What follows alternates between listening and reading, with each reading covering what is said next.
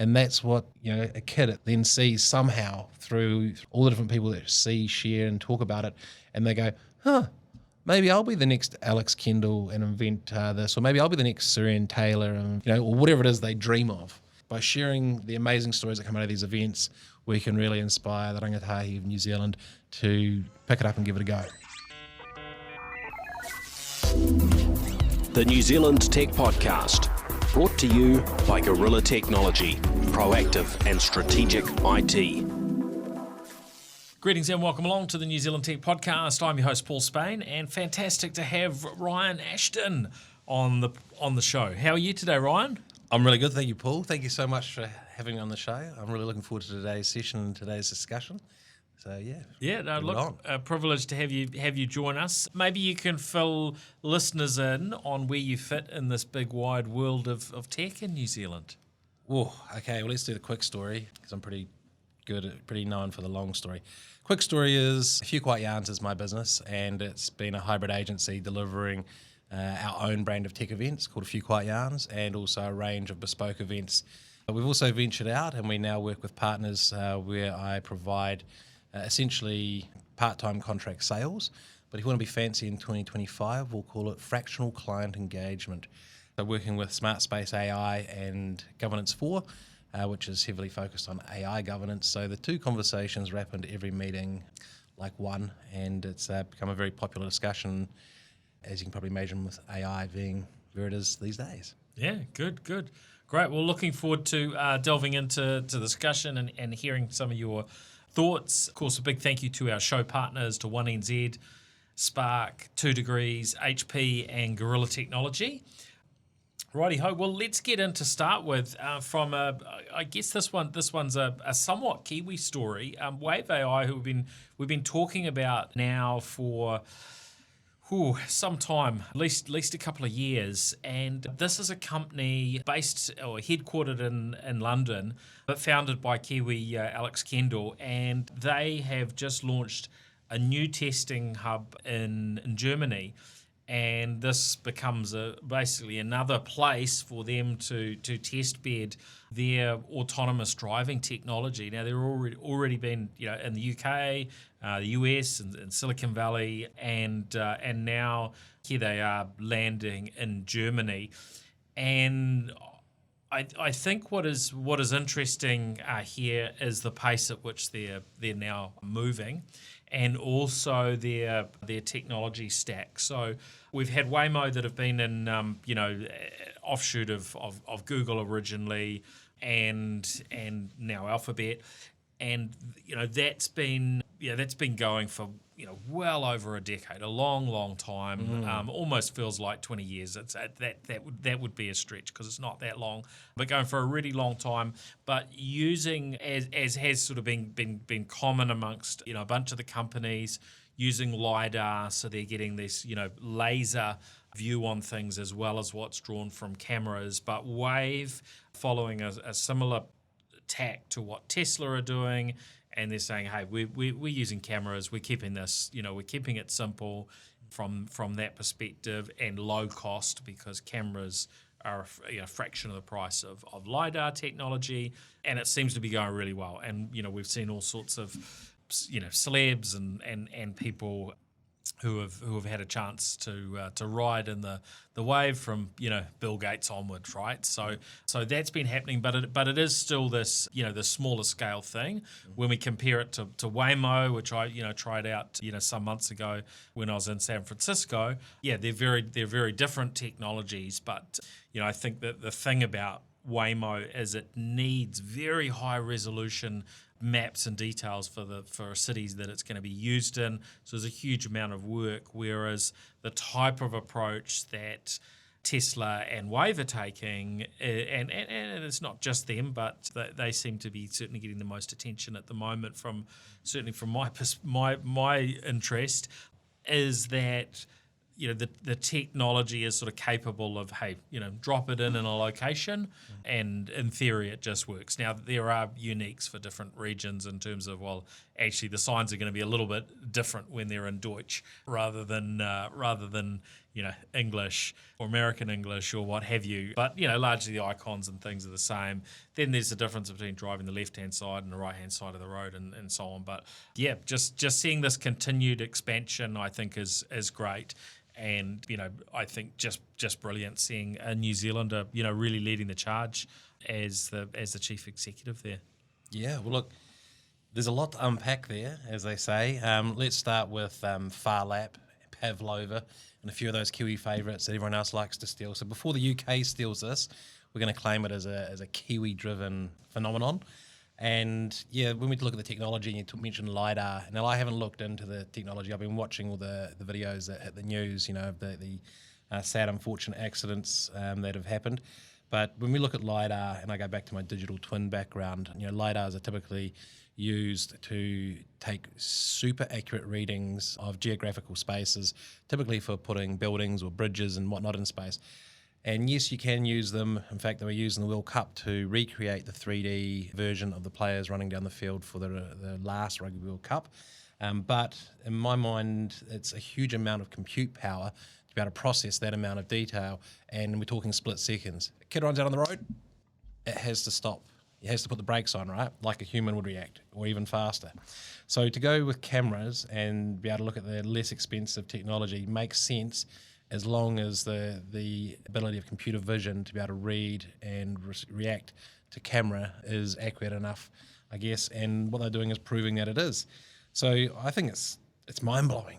I think interestingly the compute power to probably, this is my pick, the compute power to deal with a whole image that's got all sorts of other stuff in it and not just the depth data, it probably is more computing power than dealing with the LiDAR. It's just the LiDAR sensors themselves are the expensive piece. But because the computing power has got so good and so fast, that has I think been part of the picture that flips it to where actually with appropriate AI, capable chips and so on, that actually they're able to deal with images that don't give you that, that depth and distance. So they have to kind of work that out off the camera. Well, that's interesting. So yeah, learning tech right here on the NZ Tech podcast. So yeah, my background is using horrendously large LiDAR files that we would cut down by humans. Yeah. So imagine when you take a photo of you and your mates, and you would draw around everyone's heads and cut out the background. So what we would do is just have a team of people that would basically find the four corners of the room and make that a panel, and then delete all of the dots, because it's LiDAR has thousands of dots, and you can make it millions of dots or billions of dots, and this is where the data comes from. But then of course AI got written, and this is going back 5 years, and this is using a team that was funded by Callaghan Innovation at a New Zealand, not quite a startup, but an arm of a business. There's the software arm. So that was kind of the startup aspect of it. But the 8 interns provided by Callaghan Innovation wrote the software that did what humans did using AI. So lots of amazing stuff. But coming back to Alex Kendall, if you look on his LinkedIn profile, he was an Auckland University student doing mechatronics in 2011 to 2013. Now, that's only about 10 years ago. So the fact that he's leading this company at the moment is just so cool. Another question I was going to say is, when did a mechatronics degree start? Is that something that's been around for 50 years and I just didn't know about it? Or is that something that's been around for 5 years? Yeah, that's interesting, isn't it? And I think we don't always recognise what's happening under our noses, right? We're only just down the road from Auckland University. In fact, I think I even saw some plans in the building we're in now, where Auckland University were looking at maybe leasing some space. At one point, it was kind of something that was drafted up. So we're very close. But there's so much that goes on inside universities, our startups, and our other businesses. And unless someone shares about it, we don't necessarily realise. You don't know what we don't know, do we? Yeah. We don't know what's not on the front page of a newspaper. Or maybe if we ask AI, that's actually a good question. Should we ask AI while we're talking about other things? What are all the new degrees in the last 10 years or 20 years? Yep, okay. You could absolutely do that. And also with a New Zealand connection, I think we've talked about him before. Tom Zhu, I don't know if that's exactly how you pronounce it. ZHU, often considered second in command at Tesla, reporting direct to Elon Musk, and he's studied down the road at Auckland University of Technology. So we have some incredible talent that comes out of New Zealand, and of course not just Auckland, but those two happen to.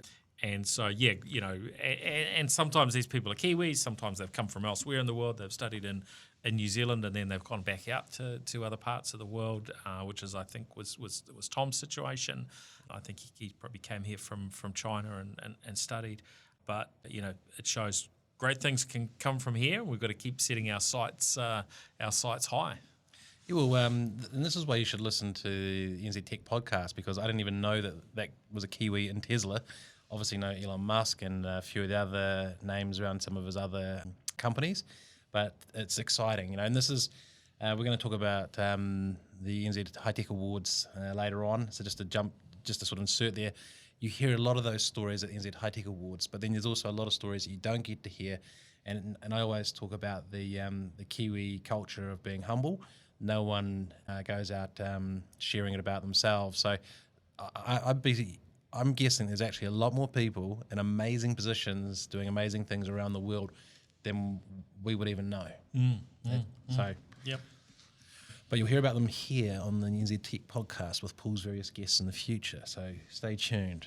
We hope to keep our ear to the ground and cover as many of these things as we can squeeze in.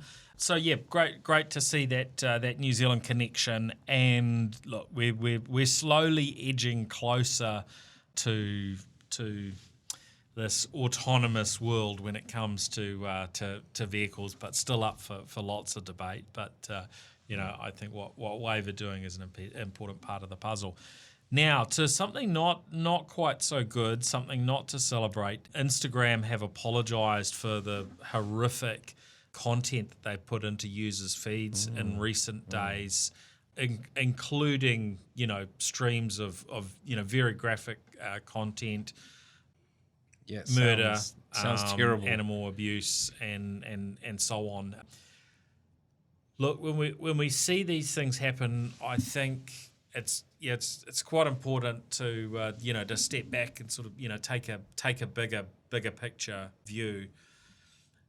And I guess what hit me is, why is this content even on the platform to start with, and what's the story? And I would be very interested to hear more from Instagram around how this stuff works. But of course, we know there are some realities that any of these social platforms and so on, there is an ability to create an account and to start publishing content very quickly. That's the sort of nature of the internet, right? So there is this ability to create content very quickly. Most platforms have an ability to feed back and say, hey, this is a problem. And then in recent years, we've seen the iteration of AI able to pick up and to recognize things. But of course, AI algorithms are not perfect, and humans aren't perfect. But AI algorithms in a bunch of these areas can be very imperfect, or you can test against them and work out what tricks them and what doesn't.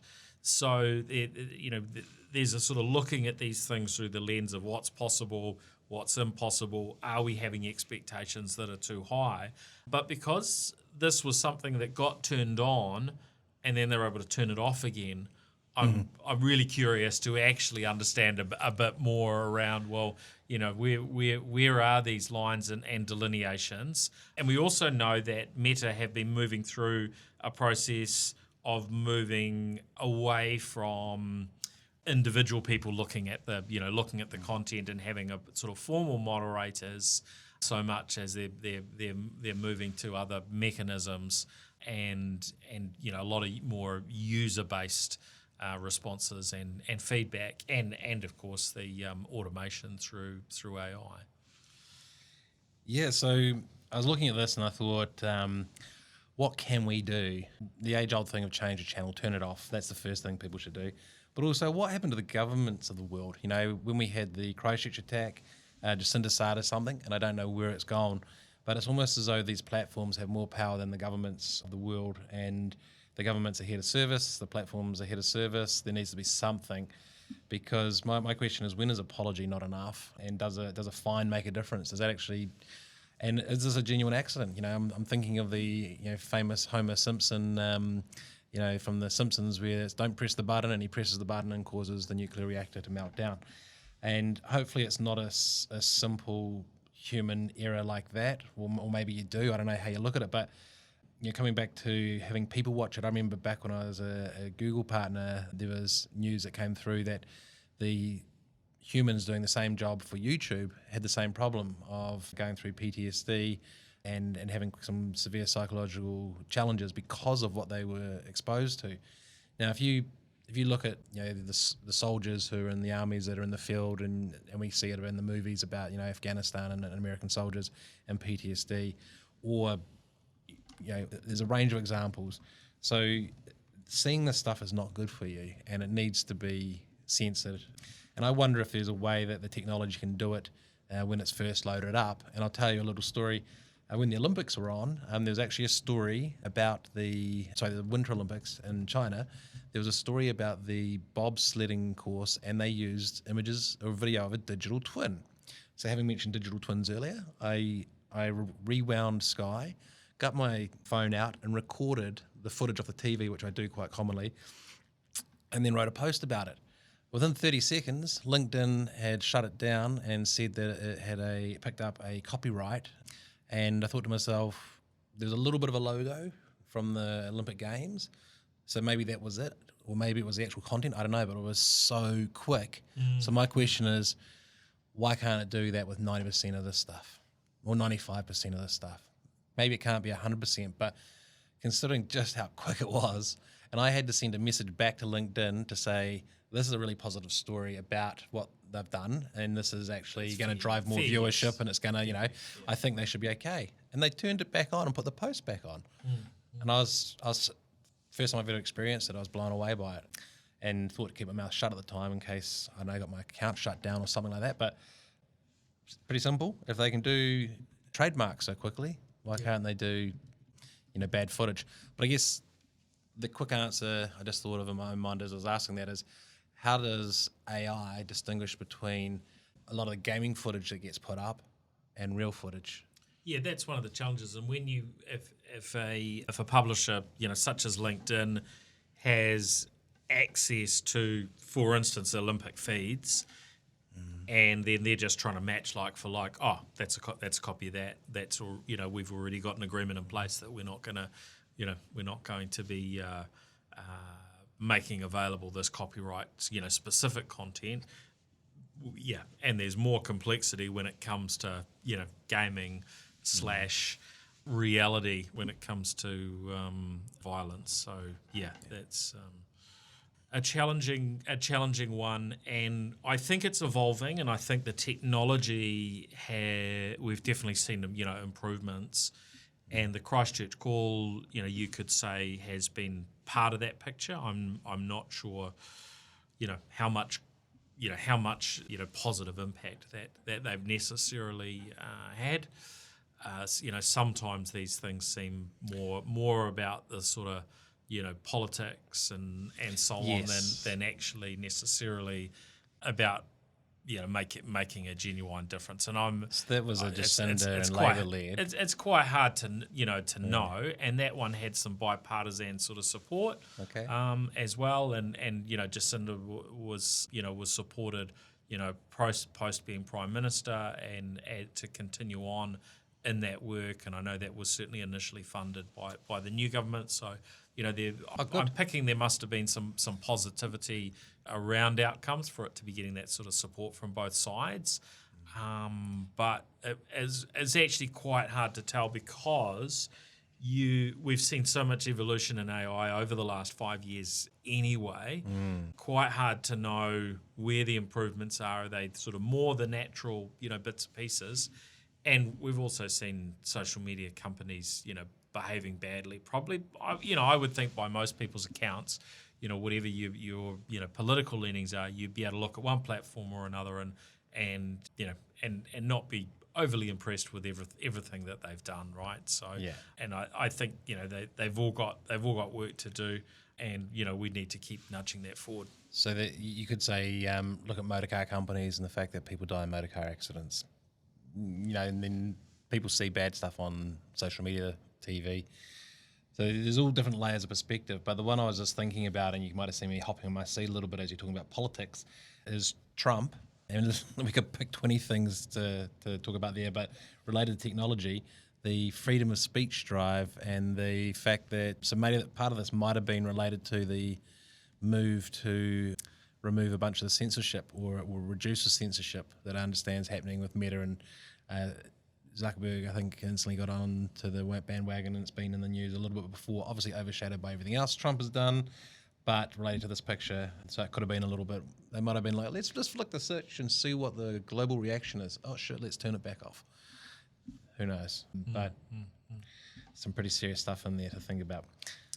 Yeah, look, I think some of these topics are not, maybe not as easy as what the headlines and the clickbait sort of suggests, and so you do need to delve in to more detail to understand what is going on, and sometimes you won't really find the detail that you're looking for. I do find that this is an area where AI can be quite interesting, particularly now that our AI platforms are largely able to access a lot of the latest, news coverage and platforms, because you can go in and maybe ask some of those probing questions, and you won't always get, the correct answer. It might be hallucinated and so on, but there is often an opportunity to find out a little bit more than what might have been the case in years gone by, because of these mechanisms, because we're not just using a straight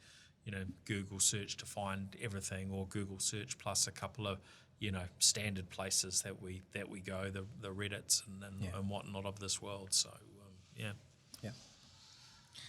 Now, I guess my overall sort of other comment is just I don't think that Meta have been a very good actor when it comes to overall and having an impact, but and this was to your point around the cars and so on, there is an element to social media being used and abused in inappropriate ways, and I'm not sure you will ever entirely get past that. And if you start, however you go with sort of censorship type models, it's never going to work perfectly. So, Meta in the US are experimenting now with more sort of user based rather than, paid people who might end up with PTSD from looking at all these sorts of things. To more a mix of sort of automated and user feedback type things. I'm not sure either will deliver the perfect result. Have you seen the post that's been, like, heaps of people have posted it, but it's the AI assistant talking to the AI assistant, and they stopped the gibberlink? Well, talk about misinformation. I've seen probably 4 or 5 different variations of the story with it, and on one it actually says that it's Facebook from 2017. And I do remember that there was a Facebook AI experiment that hit the news because it started talking in its own language that the humans can understand. So they had to turn it off, and it was in a closed network, etc. So it couldn't get out. And there was some sort of hype and talk about and this is before Gen AI even came about. So I don't know. I think it's more recent because it does look like it's. I talk to my ChatGPT. So now when I'm driving, instead of listening to music or listening to a podcast, I ask questions constantly of the ChatGPT, and it talks back to me. So I'm always using it to learn something that I don't know while I'm driving, if I'm driving. Yeah, very, very, very helpful. So the video you're referring to is this. This was the one that was Grok, right? And it was using some sort of colourful language with the other AI. Was it that one? No? So okay. I can dig it out. There have been a couple of these ones going around, but the Grok AI one, and it's probably not safe for work. but that one is thoroughly entertaining. Okay. Well, this one is a computer talking to a phone, and they're set up beside each other. So just like if we had my phone set up here, Yeah. and they ring, the AI assistant rings the hotel, Yeah. and what it's trying to do is book a wedding venue for Alex Barsharoff or something, who's the owner of the phone. So the hotel answers and they says, hi, this is John from Hotel ABC, and the phone says, hi, I am Alex Barsharoff's AI assistant, and I'm calling to find out about the potential of hiring you for his wedding. And the other AI assistant says, oh, you're an AI assistant? I am too. Shall we swap to Gibberlink so we can speak more easily? And the other one just starts going. It almost sounds like an old ADSL modem uplink. Yeah. And when I was first watching it, I was like, didn't quite. It was like, took me a while to get that they are now talking in beeps and sounds rather than English. Much faster communication. Yes, mechanism. because I guess the difference between them is so much more clarified that they can get it. Yeah. But the interesting thing, having just talked about Instagram, is this was sent to me by the CITO, Stephen Cuyayer, from one of your sponsors, 2 Degrees. And I looked at it and thought, I don't even really use Instagram. I have Instagram accounts, but I don't really use it. Everyone probably knows I'm a bit of a LinkedIn overuser. But here's a super busy CIO sending me this from Instagram. I thought it might have come from LinkedIn, but fascinating. So then I sent it on to someone else, and they sent me back one from TikTok, which I don't use, and then I've now seen it about 3, 4, 5 times on LinkedIn. So it's doing the circuit. But yeah, I thought it was quite interesting because I don't think it is the Facebook one, but the fact that they're talking Gibberlink and we can't understand it, how quickly do they start saying, yeah, the guy I work for is really, really precious, so can you please make sure that you get everything right and just charge him extra if you want to. I don't really care, but just don't have him complain at me because something's wrong. Yeah, sure, we can do that. We'll just add on another couple of $1,000, which you wouldn't think AI would do, but potentially, who knows, why not? See what the future brings. Okay. Yeah, the Gibberlink one, I certainly read. I can't remember whether I watched the sort of full video, but and it was interesting because before that I wasn't aware that such a thing existed, and apparently there's a project that's up on GitHub, so code available, and it's designed so that an AI agent can use that code base to talk that way and speed things up. So kind of interesting, right? And the first thing I thought of, which I saw on the first LinkedIn post, wasn't the first thing, but I thought of something that I thought was pretty cool, pretty cute. And it was the first LinkedIn version of the post that I saw that had it, and it was a comment where someone said, "This sounds like R2D2." And it kind of, and it does. It's a little bit more high pitched or whatever, but it's like, maybe George Lucas was onto something back in 1978. Who knows? Yes, well, I mean, there is a lot to be learned from science fiction, right? Yeah. And often it does foretell the future in one form or another, and it amazes me the creativity and the intelligence of some of the science fiction writers. It's brilliant. And let's bring it back to the next serious subject. I will come back from my quips and jokes, and we'll dive deep into the next serious subject. Yeah, so Mobile World Congress, this swings around every year, Barcelona, and look, it's been an event or conference very much focused on the telecommunications companies, the behind the scenes sort of network providers, and the handset makers. So the likes of Nokia, Siemens, Huawei, and so on. Elements with sort of the chip makers like Qualcomm and so on. But it does seem to be expanding. There seems to be quite a big focus on AI. It's the place if you want to find out what's happening with 6G mobile, which of course we're at the moment about halfway between sort of the launch of 5G and the next generation. Seems to be roughly a sort of a 10-year cycle. So 2020, that was kind of the roughly when 5G was was taking off, maybe a little earlier, starting to come through. Here we are, 2025. So, yeah, we kind of expect, if we kind of look at history, that around 2030, 6G should be rolling. And you often look at it partway through the cycle, and you think, oh, we're hardly even using 5G to its limits and so on. Are we really going to need a 6G? And look, I think there is an element where these things do start curving off to a degree, but and you look at it in our smartphones, our laptops, and all sorts of things. Like, the innovation curve is much flatter than it used to be. We're not seeing the big jumps year to year, and so I am curious how that plays out. Is can we predict that 7G is coming in 2040? I don't know. But with looking at some of these other patterns, I sort of do start to question it. The bit that I'm and there's a few, there's one or two announcements already. It's been the sort of first day. The bit that I'm kind of most curious about, and we spoke a little bit about this last week with Bill Bennett on NZ Tech Podcast. So folks, feel free to go back and listen if you missed that one. But is really what the role of mobile connectivity to satellite looks like over the years ahead. And I had so many people, really curious. Like, look, are traditional cell sites going to be needed any longer? Can we get rid of all that infrastructure and just do everything from satellite? Is Elon Musk going to completely rule the whole planet from a communications perspective?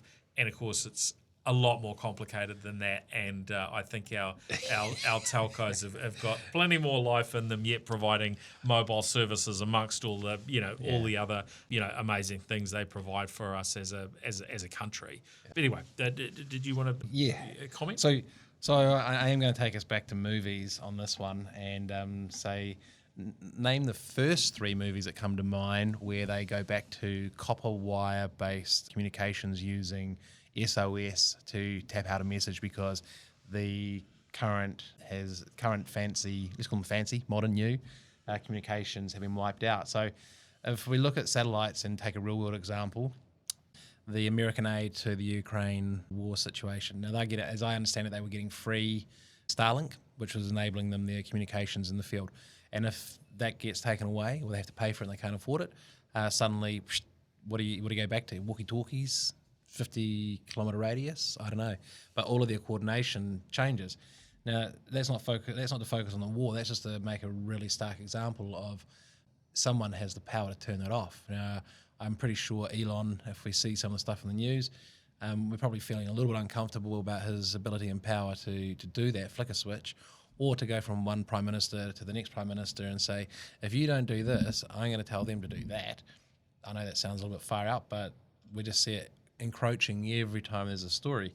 So I would be really interested to see and understand, we talk about a backup or some sort of fail-safe or something that we actually control, which I guess here in New Zealand would be not satellite.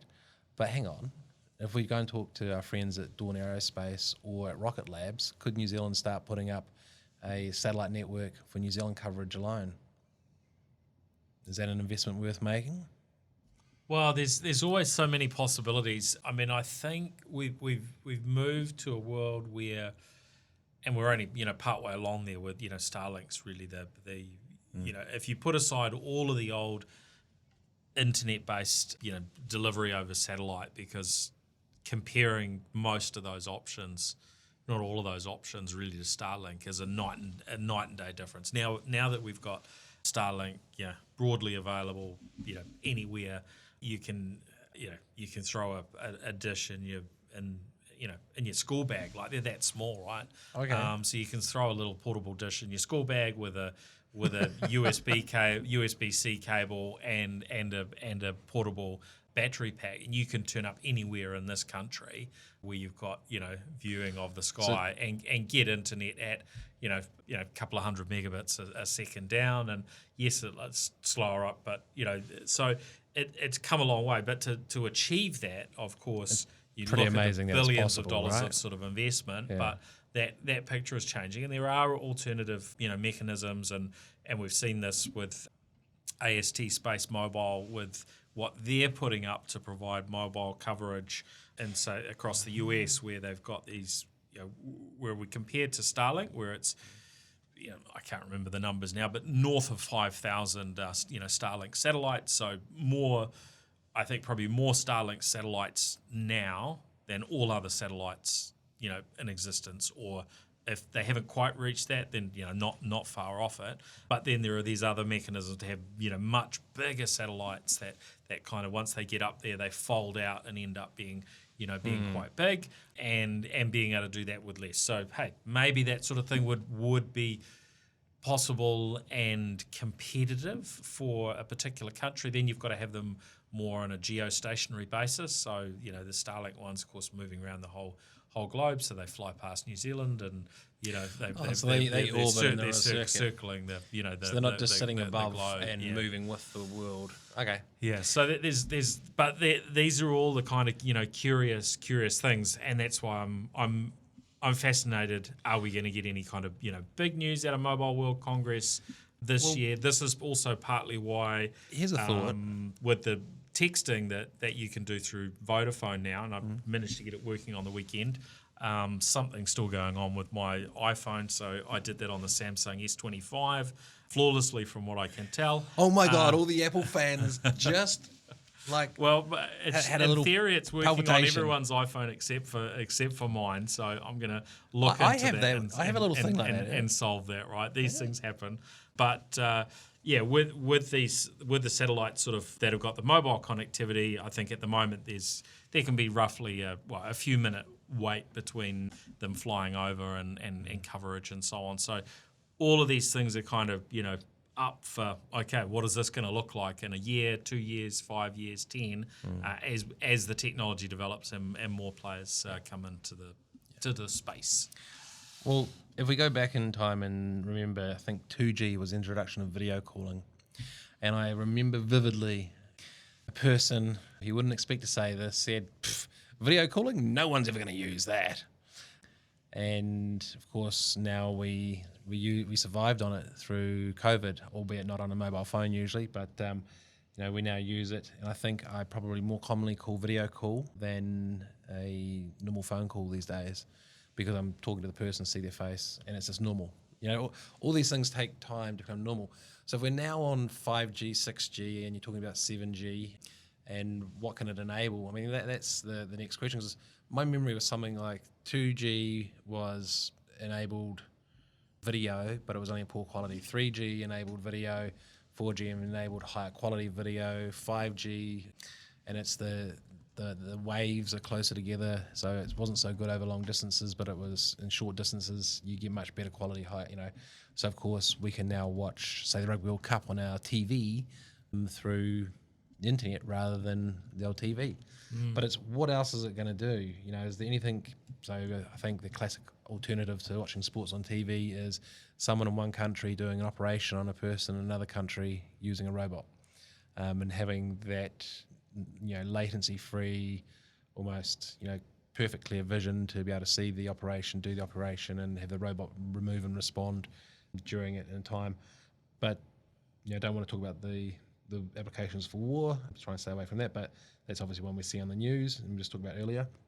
So what are the amazing new things it's going to give us, and do we actually care about them? Holographic TVs? Like, can we see it in 3D, and are we going to watch that instead of watching a flat screen? Or what's it going to give us? That's my question. Do we have any juice on that?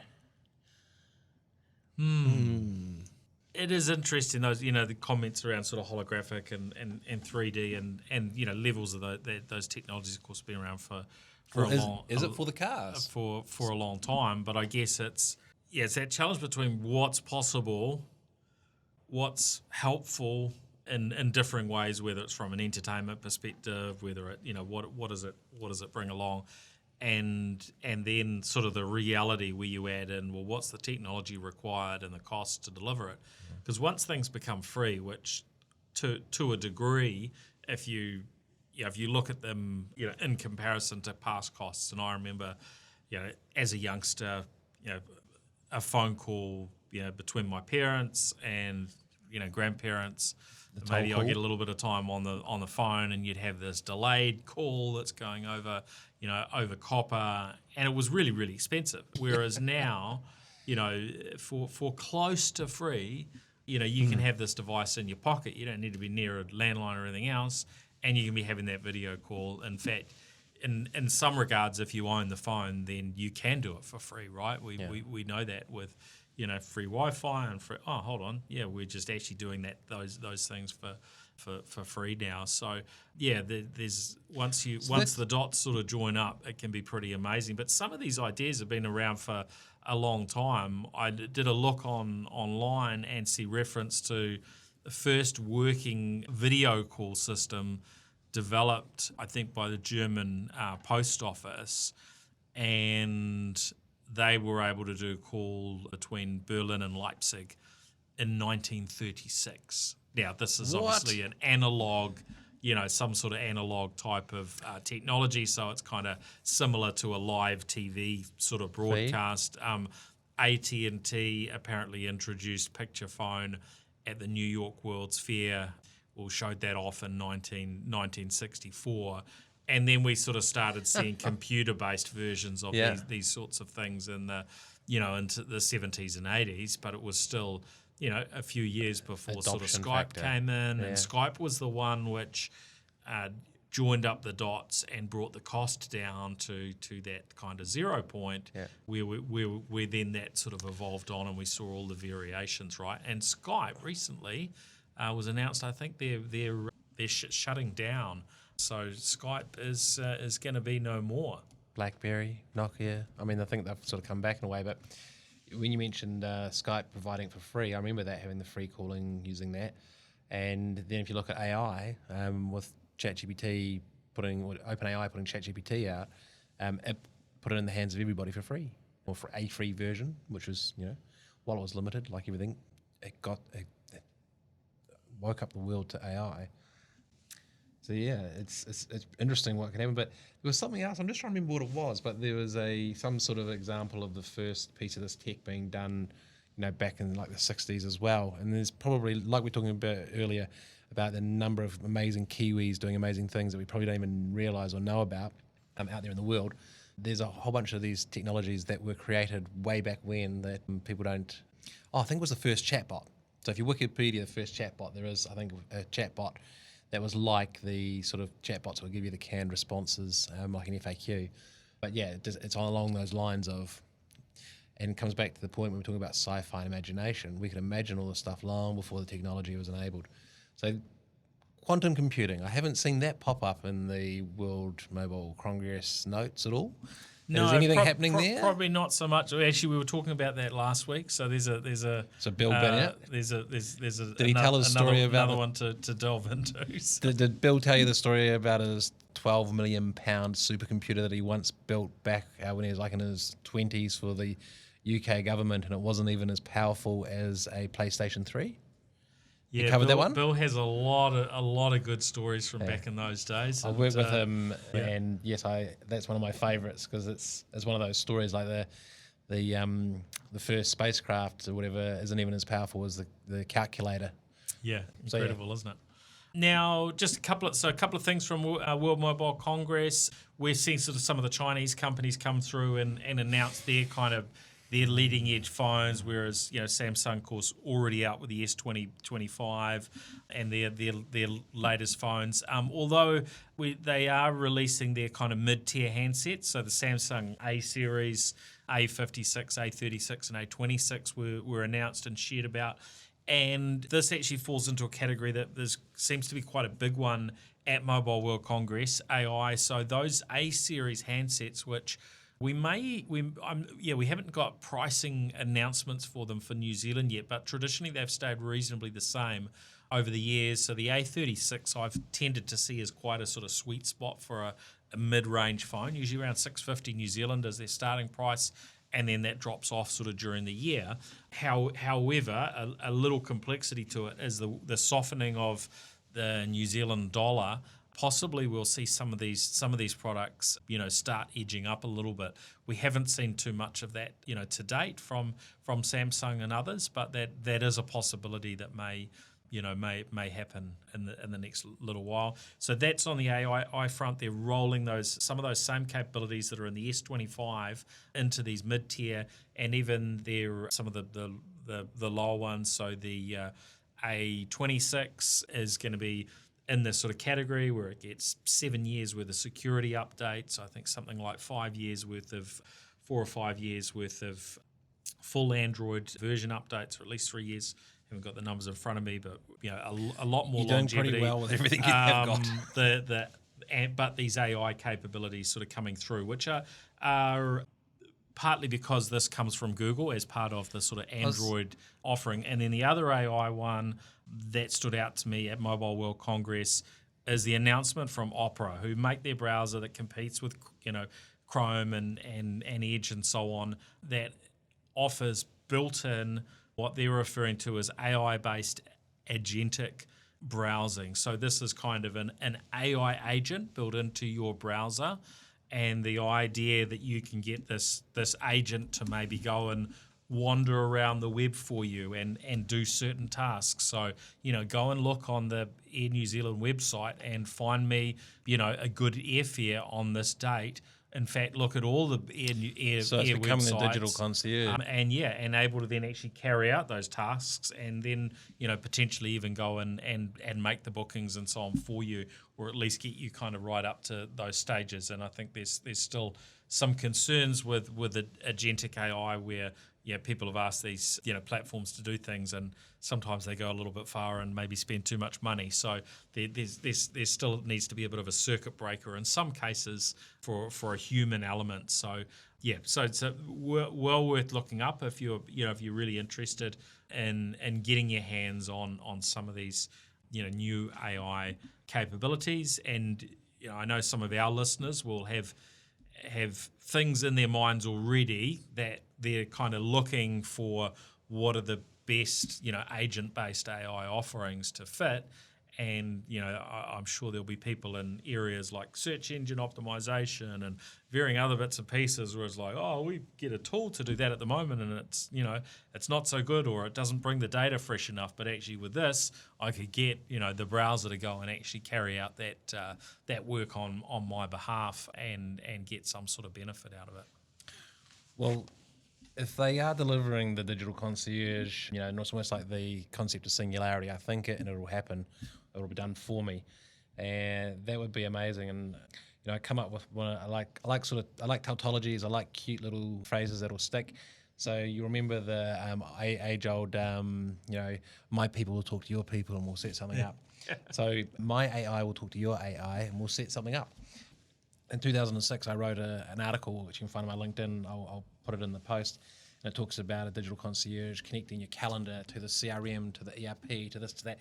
So it can bring all these things together and do it. But what there wasn't was the thing that did all the bringing together. And now, of course, with AI, and by the sounds of it, Opera, if you can ask it to go and check when are the best flights. So I'm flying down to Wellington on March the 11th to go to the Irish parliamentary lunch, which is for St. Patrick's Day, but not on the 14th, obviously.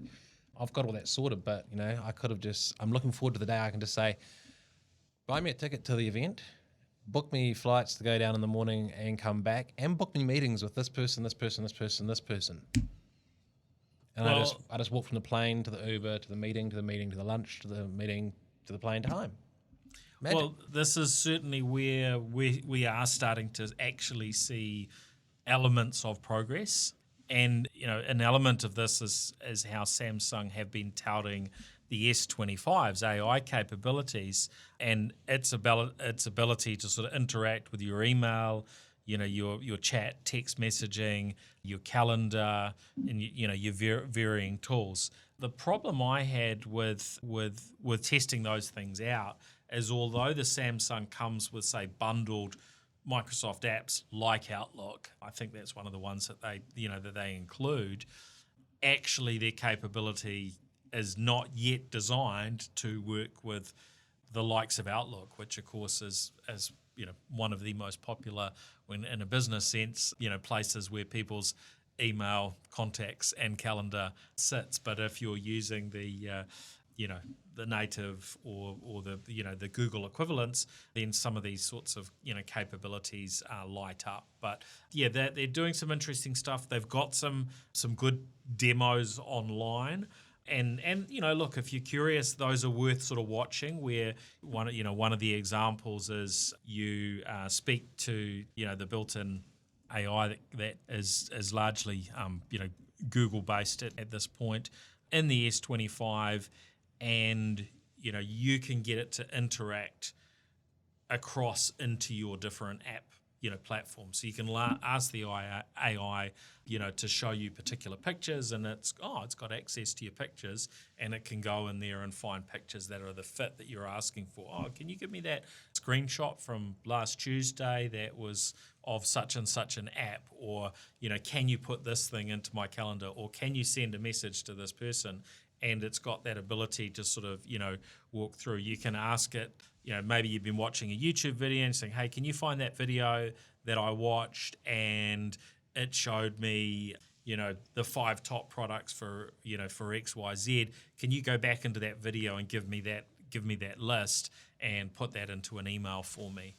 Things like this. So there are some smart capabilities that are going beyond the chatbot type experience, but there's still a lot of limitations around how that works. And of course, as they open up, it brings challenges around, privacy, data security, and so on. So, what happens when you turn that capability on your Samsung and it has access to all your corporate, business information? Do you really want that to happen, right? And has your organization authorise that and mandate it as okay? Or does your organisation only want you to work with, say, a co-pilot, and then can co-pilot match those capabilities? Well, no, not yet. So, we've got, a somewhat sort of challenging, we're at a somewhat challenging point in this kind of journey where it doesn't all join up perfectly, and it's quite frustrating when you imagine or you hear about some of the perfect use cases, because for most people, they don't work yet. So do you remember the shift to the cloud? And of course, there was a thing called BPOS 365. It wasn't working too well. Shocking. Yeah, there you go. And Microsoft, now it was shocking. If I know there's always Microsofties listening, so yeah, but they will readily. But it's an example of what you're talking about. Us going through an AI now, and I guess I always look with optimism. So when I'm a user, I'm swearing at my thing that's not working, but in the bigger picture, I'm always going, wow, we're evolving, we're moving through this. We should be sort of thankful. It comes back to those expectations. And, I remember an example that was shared by a Google keynote speaker that flew on the first flight that had Wi-Fi enabled. And they talked about in their opening speech, and they said, back in the day when we were kids, you'd have a telephone that would ring, and if you're at home, you could hear it and you could answer it. But if you didn't get to the telephone in time, you missed it, and you had no idea there wasn't an answering phone. Now we've evolved to the point that if people don't answer your phone when you call them, you're frustrated and you're wondering, you're looking at the green dot, or where are they? But when he was on this flight, the air hostess, they didn't know this was happening, so it wasn't a pre-announced thing, but the air hostess announced, said, we are turning on Wi-Fi on the first flight ever, so you'll be able to try it and test it. And he hadn't told the person beside him that he was a super senior person at Google, but they were just a business user. The person beside him was like, great, started doing it, and then half an hour later, for some reason, the Wi-Fi crapped out and they couldn't get it back going. So the guy beside him presses the buzzer, and the air hostess comes, and he gave her a serve. The Wi-Fi's not working. Get the Wi-Fi back on. I was doing something really important. I need the Wi-Fi back on. And his point was, this is the first time it's ever been on a plane. If we go back to the time when we didn't, we didn't care if we received a call or not, because we didn't even know if we had or not unless we actually picked it up, to here's something happening for the first time, Wi-Fi on a plane 35,000 feet above the earth, and after 30 minutes of use, this person's complaining like it's been around forever. So I think we need to, and not saying to you personally, but to all of us, we need to have some patience with things that don't work and keep our eye on the horizon in that sense. And I say that being a person who's very quick to, in the moment, go, rah, rah, rah, rah, rah, when something doesn't work the way I want it to. You know what I'm saying? But these things do usually improve at a reasonably rapid Yeah. clip. And I mean, in some regards with AI, some areas are moving probably a lot slower than what people are wanting or expecting, and other aspects are moving along more quickly. But we're used to the fact that, although we don't always recognise it, that technology keeps coming and keeps improving on this incremental basis that you don't notice day to day. But if you sort of step back and look back 5 years, you're like, whoa, this is amazing, the difference we've got now to what we had 5 years ago in certain areas. And certainly if you look over your lifetime, it's mind-blowing how far things have come, but we just don't always notice the day-to-day steps. Absolutely. And look, if we draw a bunch of the things we've talked about, the the Alex Kendall Wave. Yep. Kiwi doing something amazing overseas that we just learned about, or I've just learned about, and this progression of technology. And then we're talking about the High Tech Awards and Tech Awards, so Te Hapori Matahiko, the Māori Tech Awards as well. And that's where we generally find out about someone doing something amazing. And, another subject, Callahan Innovation and Kiwi SaaS. So there's two platforms that were about driving and enabling those amazing things that happen by helping funding. And in the wisdom of the current government, they've decided to change tack with Callahan Innovation. Is that the nice way to say it? And you sort of wonder, how will it impact our innovation? I think Kiwis as individuals will always be forward-thinking innovators. But if they don't have 2 cents to rub together, what happens there? Is it always going to be, is it international investment that's going to own everything? Or will there be support from the government? So I've always had this little dream, and if we use the UFB as the example, remember there's a $1.5 billion loan that was shelled out section by section to build the fibre, and as the consumers paid the retailers who paid the distributor chorus, it then paid the loan back, I think is the idea.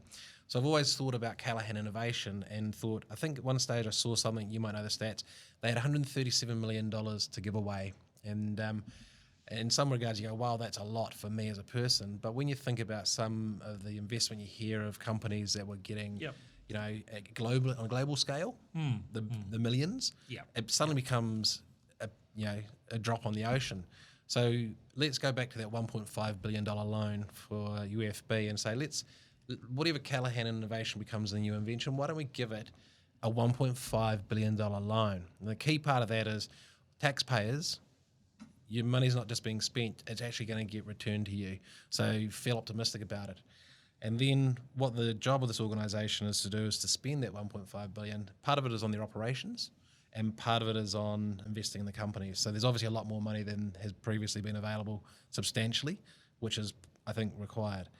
And if we look at all these different accelerators, there's pockets of people that are really good, and there's some people that, but tends to be that you'd work with one person, which you one-to-one contact. And then sometimes you get people brought in.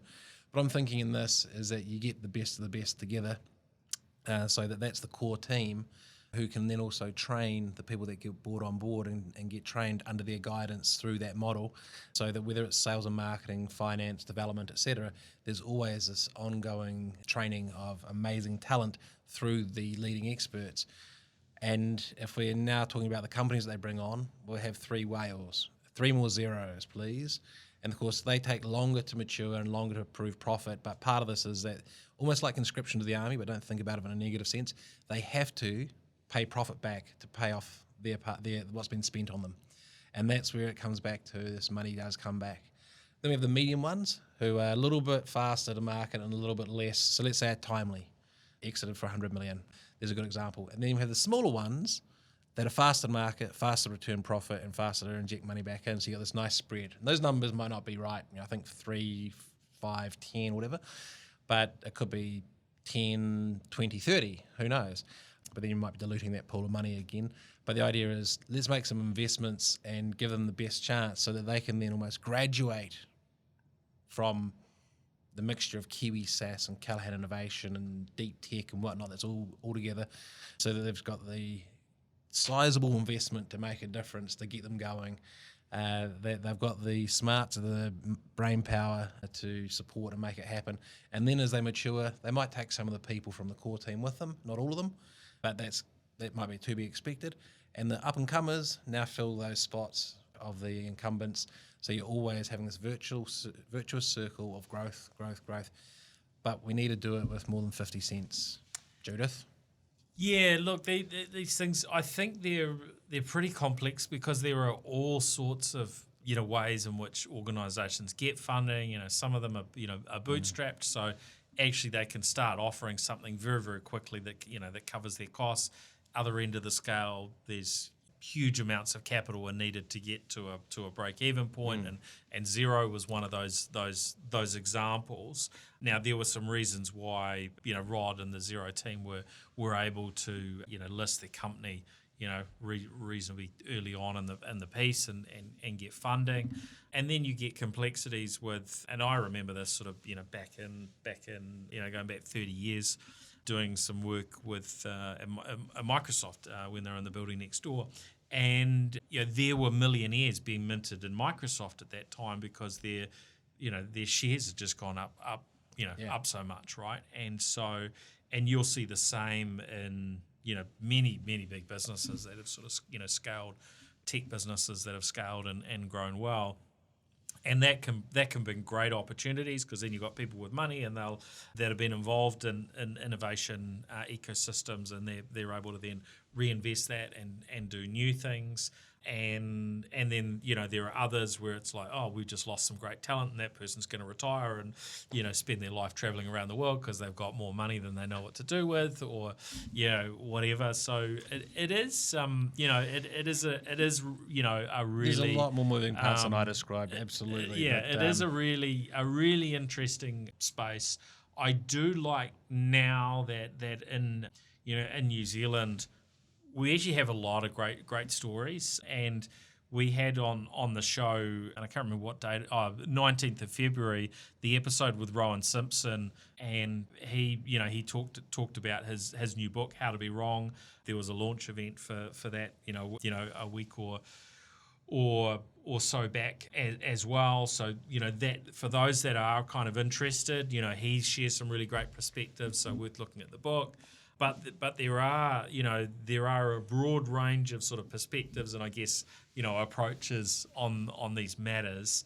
And look, I had a startup of sorts back in the day, going back over 20 years. World DJ. And with World DJ, I'd never even heard. I probably hadn't heard the term startup, or I didn't recognise that what we were doing was a startup, and that I should have been looking and knocking on doors for venture capital. You essentially built one of the original social media platforms before there was such a thing as social media platforms like Facebook. Well, not quite. It was before Facebook. It was before Facebook. Yeah. And what we started out with what was initially an online magazine, and then it sort of grew, and partly because one of the Kiwi DJs in New York and in particular was really sort of nudging and saying, hold on, there's this thing out here called Friendster that's going big in the States at the moment, and then sort of MySpace came along. There were those two, and he was saying, hey, this is the new thing, and because we were building everything completely bespoke, we were able to build out and turn on those social media capabilities. Now, it's pretty rudimentary. We didn't really understand engagement as we do today. I think if we'd really understood that, instead of growing to 300,000 members, maybe we would have grown to 3 million or 30 million members. But it was certainly a period of of a lot of learning and so on for me, and it taught me a lot in a whole range of areas, and areas that I would have never gained that sort of expertise in otherwise. Here you're hearing on New Zealand Tech Podcast, one of the original social media OGs is actually the person interviewing me, and we should be interviewing you as one of the amazing Kiwi stories of innovation ahead of your time. Now you mentioned Friendster or whatever was there. I didn't even know of Friendster, but I did know of. What's the other one that Rupert Murdoch? MySpace. 595 million, I think, is the number I remember. And I think I heard about it and I kind of dismissed it at the time, and this is something, think about AI now. People are dismissing it, and then later on they'll probably get right into it. but there's a large element of apathy, and I think that's part of it because people struggle to see relevance. And I think there's also, whether you simply, it might be oversimplifying it as New Zealand tall poppy syndrome to go, what's that fancy new AI thing? No, stuff it, I'm not going to do it. Or whether it's some more human-wide thing to be, I think there is a survival. We stick to what we know. So maybe there is some sort of psychology to it. We stick to what we know and we're fearful of it until we have some catalyst that makes us go, oh, this is really good, really helpful for some reason. I'm into it.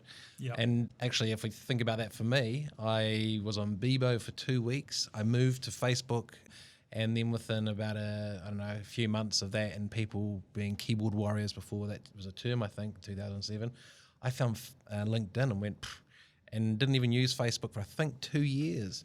While I grew my what's now probably a reasonable presence on LinkedIn, acting then in 2007 onwards, like we do today, but back in 2007, you probably remember most people didn't use LinkedIn like a social media platform at all. So there's another example of how behaviours change and people accept it, and it's, I can hear someone right now going, yes, Ryan, and LinkedIn's just become another Facebook. It's not what it was. Yeah. So again, the user base make it what it is. That sort of social media sort of becomes a thing of its own esteem. But I think I might have gone right off course from where we were originally going. I doubled my money on some LinkedIn stock actually at one point. There would be potentially some people listening who would have probably 10x'd their investment. I can't remember what its numbers were, but let's go. Microsoft bought it for $26.3 billion, and Salesforce lost out on it. And then comparison, Elon bought Twitter for $74 billion, 3 times the amount of LinkedIn. Now, I would say if data's the new oil, you can keep all your cat videos in Twitter and give me all of the data that comes with LinkedIn. It's worth more than $76 billion, but by comparison. But that's just my humble opinion, people. Yes, very. Now, we're going to have to wrap up, okay. But you did mention the NZ High Tech Awards, so yes. we probably Bobby don't have P. time to delve in too much, but get in there and get your tickets. It's a way out, but it helps them. Plus, if you're from outside Wellington, because it's in Wellington this year, you need to get in and book your flights like I did already. I'm usually quick around booking flights and slow around checking in and seeing if they've got a media pass. So Joe Allen's making a note right now. He's probably going to try and rectify that for me. I do a quick shout out for another awards? Yes. You so, should. We mentioned. Yeah, so Te Hapori Matehiko, which is the Māori Tech Awards. So I look at them equally. I attended them this year. I think I was one of a few or handful of Pākehā people, and potentially there's that same, just like International Women's Day. Very few men turn up to International Women's Day events, but they are the audience that need to hear it. And I think that my call out is, regardless of if you're Pākehā or any type of ethnicity, get along and support the Māori Tech Awards. And whether that's buying a table or even sponsorship, talk to Lee Timu, to Katie Brown, to Al Archer. It's actually going to be mind-blowing for you when you go along and see who's running for awards and it's almost like what we were talking about before about these people around the world. But if we think about the shift in our world, and in some ways, 20 years ago this wasn't on the radar, and today it's just growing and growing. So I'd like to, I'll be committing to, you'll see me there. And I would like to see you there and everyone else that's listening, and see the support grow, because for both the NZ Tech Awards and the Māori Tech Awards, it's through that support that people get to see these amazing things that people do, and that's what a kid at 3 years old then sees somehow through the all the different people that see, share, and talk about it, and they go, maybe I'll be the next Alex Kendall and invent this, or maybe I'll be the next Surian Taylor and invent the next ARL, or maybe, or whatever it is they dream of.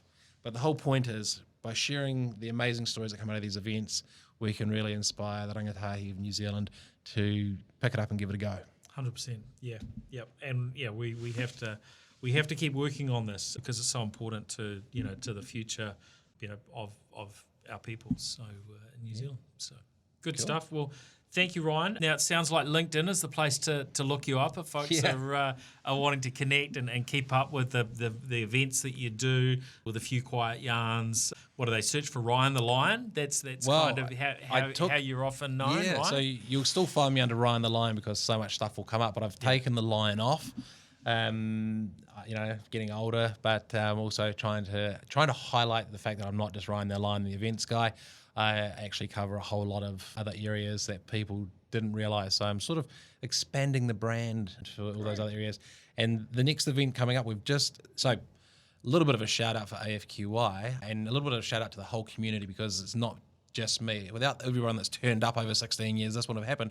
But two global vendors approached AFQY to launch them in New Zealand. So we've just had the launch of Wayves Cloud Security with the Instillery as the partner, and we had it at their venue.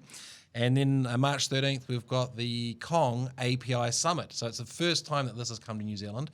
They've run it around the world, and it's like a global series. So I was really surprised that my little LinkedIn popped up Saad Gill, and he said, we want to talk to you. And the next thing, Ritesh, who's the marketing director from Singapore. So we're now knee-deep in organising that with an amazing community of all those people that wrap around APIs and integration, etc. 13th of March. So if you're available, love to have you come along. And the thing is, I don't know if there's if anyone else cares about this, but there's two global vendors that have accepted and come on board with the whole no selling concept. So instead of push, it's have a yarn, meet the person, and then the next thing they're having these really deep discussions, the discussions they want to have anyway, but it's actually happened quicker. So we talk about at AFQY, you can do better business faster, because through having a trusted relationship by getting to know them, then you can go deeper on the business, and that's where you actually want to be. So rather than having 5 meetings to build trust and 5 meetings to talk about stuff and then another 35 meetings, you can get into that at AFQY. Yeah, great events. And the thing that blew me away on the first one that I went to, I can't remember how many people there, but I'm gonna guess there was let's say there were 100 people there, and Ryan, he knew everybody's name, like literally. Ryan, I do not know how you have such an incredible memory, but the fact that you were able to introduce everyone across the room, point them out. Oh, here's Paul Spain from the New Zealand Tech Podcast. Here's Igor Portugal. Here's et cetera, around the room. And yeah, just it really stood out to me and was very memorable. And the events, a great way to connect with others, and the no selling approach that just lets you get to know people is brilliant. So thoroughly recommend it. And thank you, Ryan, for joining us on the New Zealand Tech Podcast this week. Thank you for having me. The honour and privilege is all mine. It's an amazing show. I love listening to it. Love finding out who's going to be on and what they're covering. So thank you very much for doing all your hard work. Great to be part of it. Thank you. Well, thanks, everyone. If you've caught this across social media or stumbled upon it one way or another, be sure to look out to follow us on the appropriate channels so you can get access to the videos. Of course, a big thank you again to our show partners, to Gorilla Technology, HP Spark, 2 Degrees and 1NZ for supporting both the New Zealand Tech Podcast, but also the broader tech and innovation ecosystems that they all contribute to across New Zealand. So much appreciation there. All right, thanks everyone. We'll catch you again next week, and thanks again, Ryan. Cheers. The New Zealand Tech Podcast, brought to you by Gorilla Technology, proactive and strategic IT.